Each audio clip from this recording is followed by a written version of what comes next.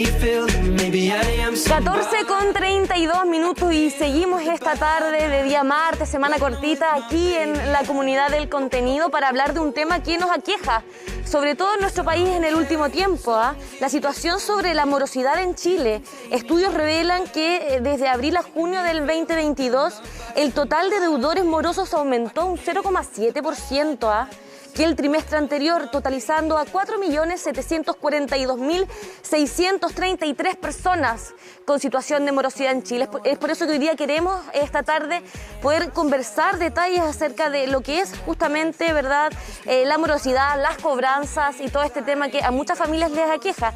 Tenemos el gusto de estar en conversación nuevamente con Karen Muñoz, quien es abogada y conductora de Abogar Rock, quien nuevamente está con nosotros en estas conversaciones de tarde aquí en la comunidad. ¿Cómo estás, Karencita? Qué positivo el poder tenerte acá y yo de manera presencial conversar contigo. Hola, Constanza, bien, contenta, con un poquito de lluvia nomás, pero feliz de poder aclarar un poquito y explicar este tema que a veces es tan oscuro, ¿cierto?, difícil de entender. Tan difícil de entender y tan complicado también de sobrellevar, ¿verdad? Claro. A mí me gustaría partir con qué es lo que se entiende por cobranza y por deuda, por cobradores y deudores. Ya, mira, la deuda es básicamente el no haber cumplido con una obligación. Obligaciones pueden ser de distinto tipo, obligaciones de hacer, de no hacer y de dar. En este caso, como hablamos, ¿cierto?, de deudas, del dinero, son obligaciones de dar, es decir, no haber cumplido con una obligación de dinero. Yo pedí un préstamo, tuve una tarjeta de retail y no cumplí con mi obligación. Eso es una deuda. Y cobranza quiere decir es el acto de que hacen los acreedores, que son, ¿cierto?, a quienes uno le debe, de ejercer sus acciones de cobro, es decir, de requerirnos a nosotros este pago. ¿Cómo es el procedimiento que se da para poder realizar alguna cobranza que nosotros, por ejemplo, podamos de realizar o de recibir? Ya, mira, este procedimiento está regulado, se llama juicio ejecutivo, ya es la cobranza judicial. También existe la cobranza extrajudicial, que todos la conocemos, el típico llamado telefónico, claro, que a veces es molesto, que eso no tiene una regulación como proceso porque es extrajudicial. Y muchas veces creemos que es falso, ¿no? Esto es mentira. Claro, muchas veces sí, también hay insistencia. Exacto. Eso es más que nada, es extrajudicial. Ya. Tiene algunas regulaciones en la Ley de Protección al Consumidor. Ajá. En la Ley de Protección al Consumidor, pero la cobranza propiamente tal es el juicio ejecutivo. ¿Ya? Así se llama, que es un juicio especial que su única finalidad es efectivamente lograr el cobro, el pago de estas deudas. Ok. ¿En qué consisten algunos puntos importantes a poder hoy día analizar y repasar con respecto a lo que es la ley de cobranza, sobre todo hoy día en nuestro país? Ya, mira, ley de cobranza específicamente no existe, sino que es el Código de Procedimiento Civil o el Código Civil, que este conjunto de normas, ley de bancos, muchas veces ley de letra de cambio y pagaré. No de cobranza propiamente no, tal. Sino que es un conjunto de normativas. Derivado. Claro, un conjunto de normativas que generan estas leyes. Están reguladas, ¿cierto? Está por un lado el título ejecutivo. Voy a traducir un poco esta leguleyada. Título ejecutivo son algunos documentos o algunos instrumentos en los cuales constan estas deudas. Por ejemplo, cheque, pagaré, letra de cambio, escrituras públicas, están enumerados en la ley. Cuando nosotros adquirimos o contraemos una obligación con algún banco, una casa comercial, empresa, institución, educacional, lo que sea, por lo general no es tan simple como, oye, préstame 50 millones. No, ¿cierto? Nosotros firmamos contratos, que muchas veces no leemos, porque son muy grandes. ¿Cuál es la importancia de justamente darnos el tiempo de leer las letras chicas que muchas veces hay en ciertos contratos, para después a la larga quizás no tener algunos problemas que sí se dan? Claro, eso uno siempre aconseja, lea los contratos. También yo entiendo que es muy difícil, porque es difícil comprender. A veces todo son lo que bastante sale, hojas también, ¿no? O sea, uno abre una tarjeta, muchas veces quiere el descuento que te da la tarjeta, o muchas veces tienes la premura de necesitar ese dinero cuando pides un crédito de consumo. Entonces, obviamente, no lees las 50 hojas o 20 hojas en letra muy pequeña. Debería ser más pequeño, claro, ¿no? Y además que usan un lenguaje súper técnico. Exacto, entonces, que pocas veces se entiende. Claro. Muchas veces nos vamos con abogados, con personas que justamente conozcan los conceptos que marcan este tipo de contratos. Entonces, claro, se comprende que no lo lean, pero en el fondo siempre en esos contratos están, yo le digo, están las penas del infierno muchas veces, que son los intereses, son los plazos, son la forma de cobranza, son esta autorización a que los datos traspasen al boletín comercial, por ejemplo, DICOM. Bueno, está ese contrato, ¿cierto? Que se pide dinero o saca la tarjeta y está el contrato. Y ahí está específicamente todo lo que va a ocurrir en el caso que uno se atrase. 15 días, 5, 3 meses. Y con lo que va a ocurrir está ahí comprendido. ¿Cuáles son las cobranzas que son las más comunes en nuestra región y en nuestro país? Mira, los más comunes, o sea, de hecho lo decía, este estudio es un estudio que se hace siempre, hay un estudio de morosidad que lo hace Equifax, que es la empresa encargada de DICOM, más una universidad, y hablaba específicamente que sobre el 40% creo que es la de casas comerciales. Ya, o sea, casas comerciales nos referimos a todas estas tiendas, multitiendas de retail, muchas veces en una que tú trabajabas en un momento, sí, me acuerdo, yo trabajé, ¿no? haciendo esta cobranza. Y te dedicabas a ese punto que yo me imagino que debe ser uno de los más complicados de estas grandes casas, ¿no? Yo trabajé ¿Cómo cobrar? ¿Cómo se logra llevar a cabo eso? Sí, y desde tu experiencia. O sea, mira, y lo otro es ver a la gente, porque en el fondo yo trabajaba en cobranza, entonces tú llegabas a la persona cuando estaba en morosidad después de 365 días y veían las realidades. Muchas veces, la mayoría de las veces, no podían, habían enfermedades que no les permitían, perdían el trabajo. También muchos, ¿sabes lo que ocurría? Porque yo trabajé en eso de la cobranza en una época en que estuvo de moda darle tarjetas de crédito de una tienda a los estudiantes. Cumplían 19 años y nos daban tarjetas. Yo fui usuaria y después la cobré. Claro. ¿Cuál era el problema? Que obviamente un estudiante no tiene responsabilidad financiera y tampoco muchos tenían domicilio, entonces daban los domicilios de las pensiones o de los papás o de donde sea que vivieran.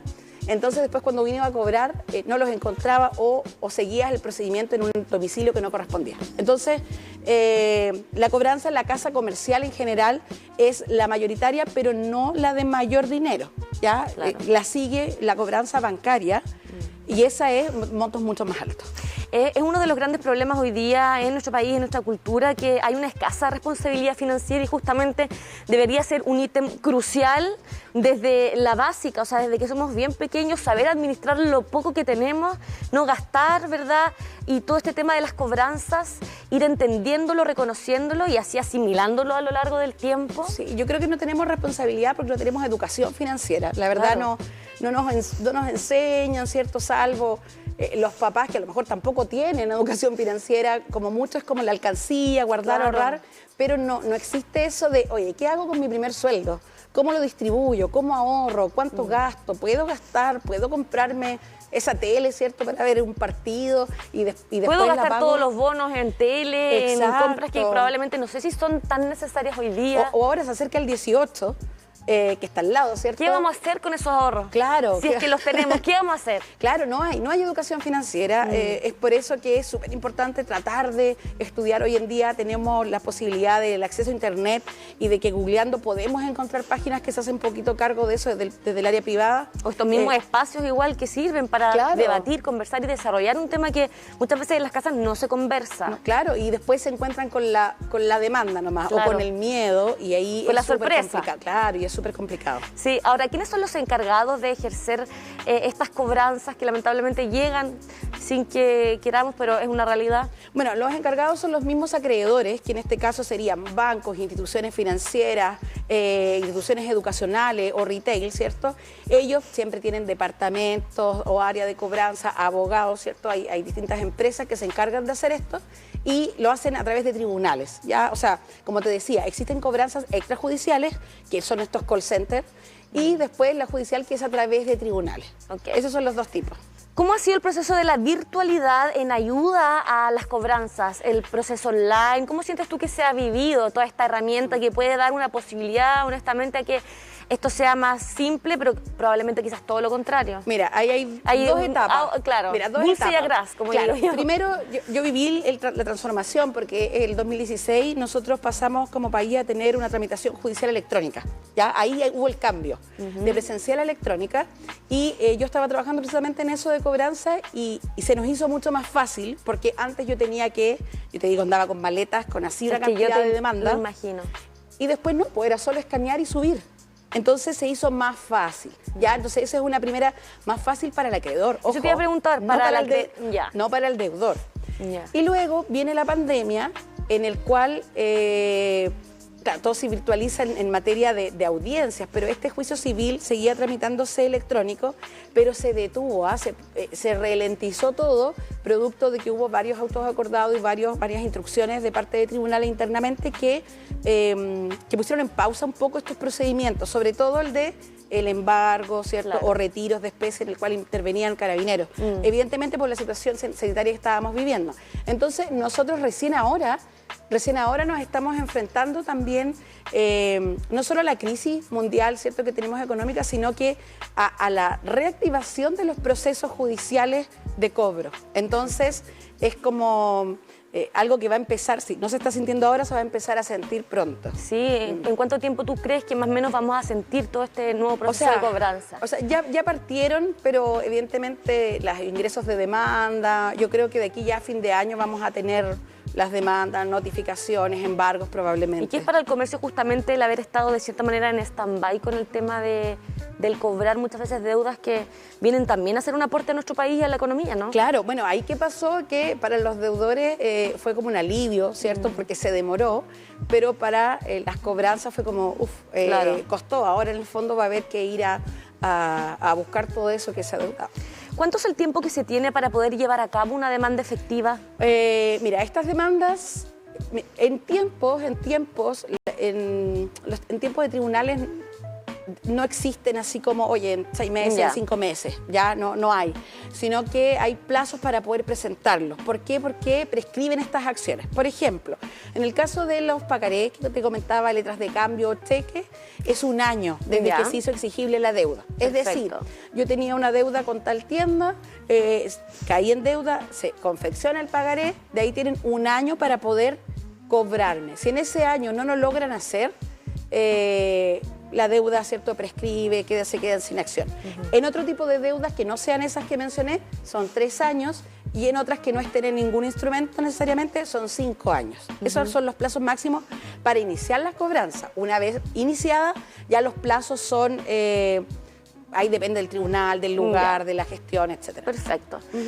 Vamos a revisar una información que nos ayuda a complementar esta entrevista con respecto, ¿cierto?, a nuestras deudas, las cobranzas, ¿verdad?, de la Comisión para el Mercado Financiero.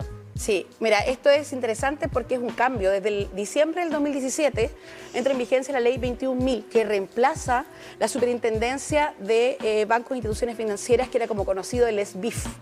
Antes siempre decía, hoy mi deuda ya no está en DICOM, pero aparece en el SBIF. El cheque quedó pegado en el SBIF. ¿Y cuál es la diferencia entre que esté de uno los y bancos? otro? Ya. Porque uno, el boletín comercial que se informa, y el otro es de la Superintendencia. El 2017 cambia esto a este nuevo sistema, que es la Comisión del Mercado Financiero. Ya. Esta comisión está a cargo del 70% de, como bien dice, ¿cierto?, para la redundancia, el mercado financiero en Chile.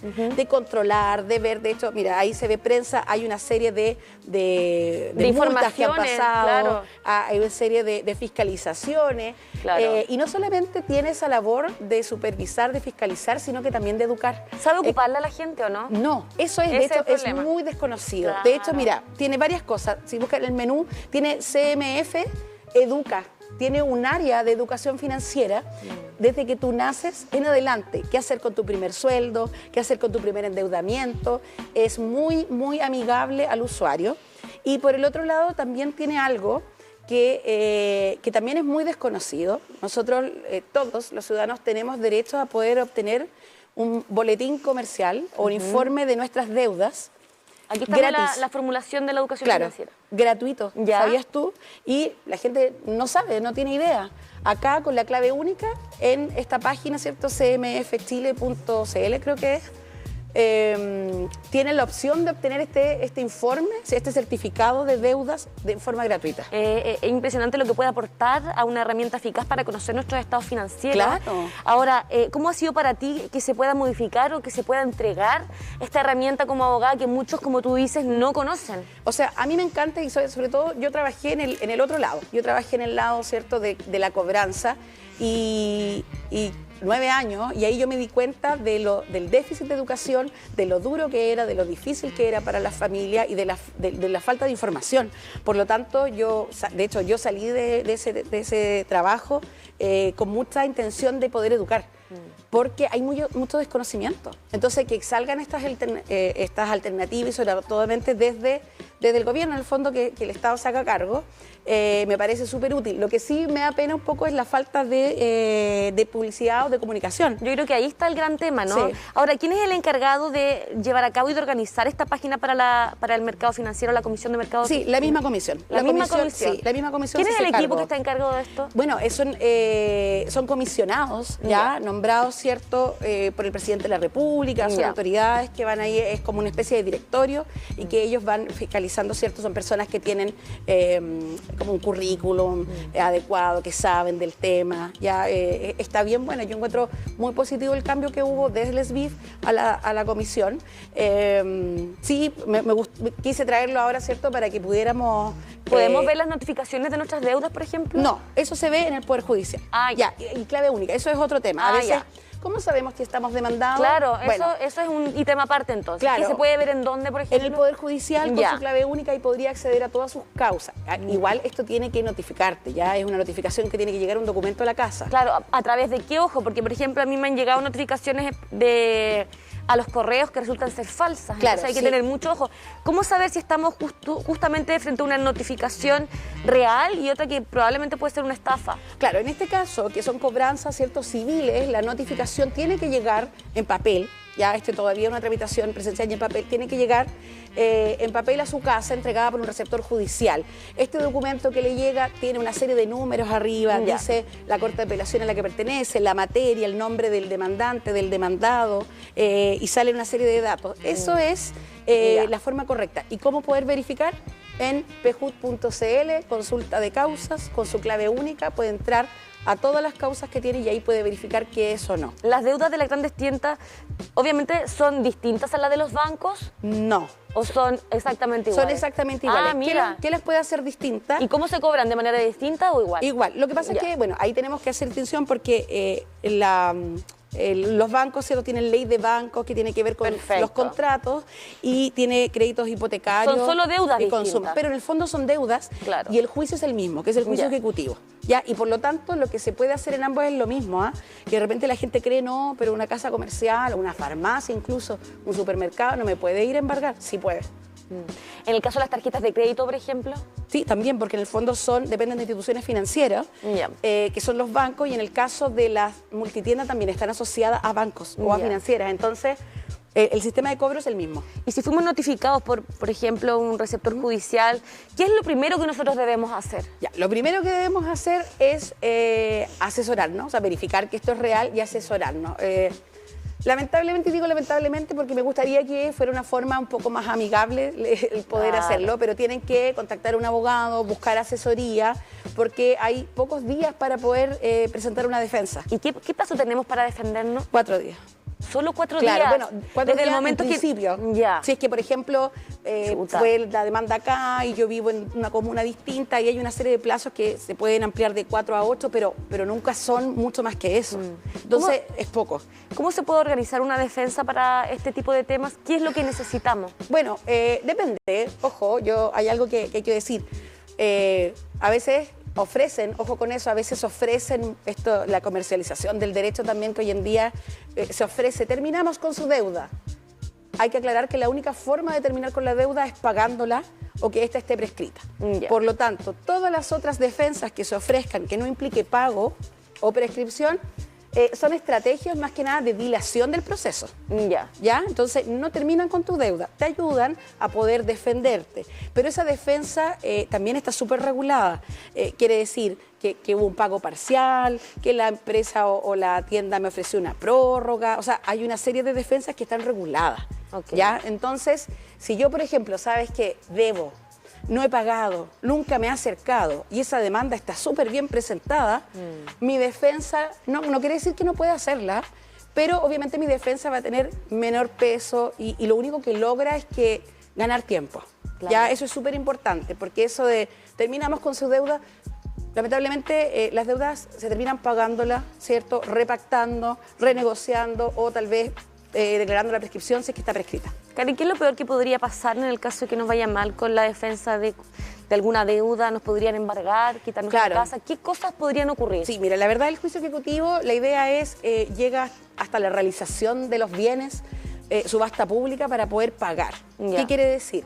Que si el juicio ejecutivo sigue avanzando según su ritmo natural, ¿cierto? Según la ley, va a venir un embargo, que el embargo es la aprehensión simbólica, no es que le retiren al tiro los bienes, sino que se anotan ya en un acta, luego el retiro, se los llevan, ¿cierto? Luego los rematan y de ese resultado en dinero se paga. Pero ojo, porque en el fondo, imagínate, debemos 5 millones de pesos. Claro, ¿no? A veces puede ser mucho más el valor de la casa que de la propia deuda que tenemos. O a veces menos, por ejemplo, imagínate, son bienes los que embargan. Un sofá, una alfombra, un televisor. Que en remate usados van a salir ¿cuánto? Claro. Sí, supongamos, 200.000 pesos. Se paga eso, se abona, pero la deuda sigue, no se termina. Por lo tanto, se podría ampliar. Supongamos a la casa, como tú mencionabas. Claro. Pero la casa vale 50 millones y yo debo 5. ¿Me la pueden embargar? En estricto rigor, sí, la ley lo permite. Dependerá de cada tribunal, del criterio, si es que se autoriza, porque evidentemente ahí, ¿qué es lo que ocurriría? Si es que el tribunal autorizara, se vende la casa, se pagan los 5 millones, las costas, todo lo demás, y el resto se le devuelve a la persona. Perfecto. ¿Te fijas? Pero eso depende, ¿no? El criterio del tribunal, pero en estricto rigor, la ley lo permite. ¿A qué nos referimos con también el concepto de repactación? Ah, repactación, que estuvo muy de moda hace algunos años, ¿cierto? Cuando se hacían estas repactaciones sin preguntar. Es renegociar, o sea, sentarse a conversar y decir, no puedo pagar la deuda ahora, volvamos a generar una nueva obligación. Un nuevo diálogo, entonces. Un nuevo diálogo y una nueva obligación. Ahí hay que tener mucho ojo también, de nuevo, en las condiciones porque muchas veces pasas de deber 5 millones a deber 15. Claro. Ojo con eso, sí. Y también lo que es la tercería. Ya, tercería es una forma de poder, de que los terceros se defiendan. ¿Te acuerdas que yo te comentaba que a veces los estudiantes daban, no sé, la casa de los papás y ellos después se fueron? Llegamos con la demanda a la casa de los papás o de la pensión. Notificamos porque aquí vive la persona, sigue avanzando el juicio y llega la señora y dice, oiga, pero si este niño se fue de aquí hace 3 años. Ah, ¿sabe? La única forma que usted tiene, que es un tercero en este juicio de defenderse, es con una tercería. ¿Y qué hago con esa tercería? Bueno, acredito que esos bienes que ustedes me quieren embargar no son del deudor, sino que son míos. ¿Cómo los acredito? Con testigos, con las boletas de compra, factura, etcétera. ¿Cuáles son los tipos de juicios que existen hoy día para poder llevar a cabo este tema de las deudas? El juicio ejecutivo, que ahí dentro de ese juicio ejecutivo... ¿En qué consiste este? En lo que estamos hablando, en el fondo la demanda, luego embargar bienes... Todo lo que hemos ido repasando. Lo que hemos hablando. Ahora hay distintos, por ejemplo, en el caso del crédito hipotecario de los bancos, ahí tenemos algo, tenemos un bien, ya en el fondo, que es la casa. Y por lo general los créditos dicen, si usted no me paga, yo voy por la casa y los bienes. Entonces ahí es el mismo juicio, pero obviamente hay un bien. No tienen que ir a buscarle cosas a la casa ni buscarle un auto. Saben cuál es la propiedad, cuál se pueden pagar. En el caso de que, por ejemplo, ocurra un embargo, ¿hay alguna posibilidad de detenerlo? Pagando.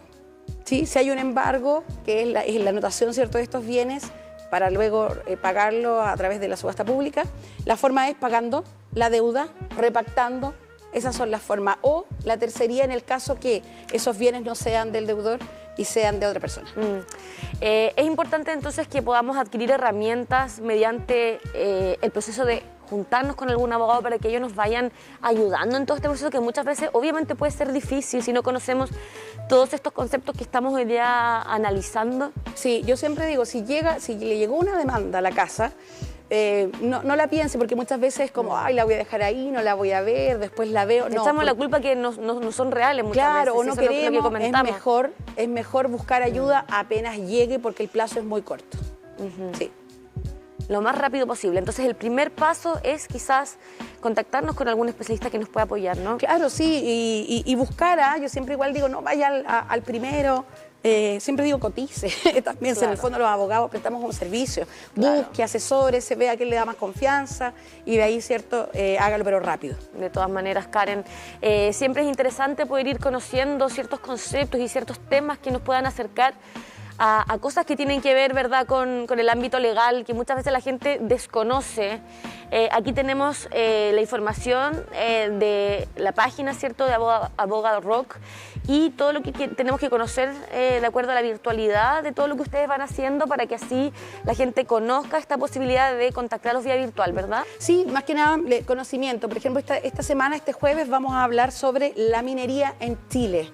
Porque muchos hablamos de la minería, el cobre, pero no sabemos bien qué tan es sustentable o no el litio.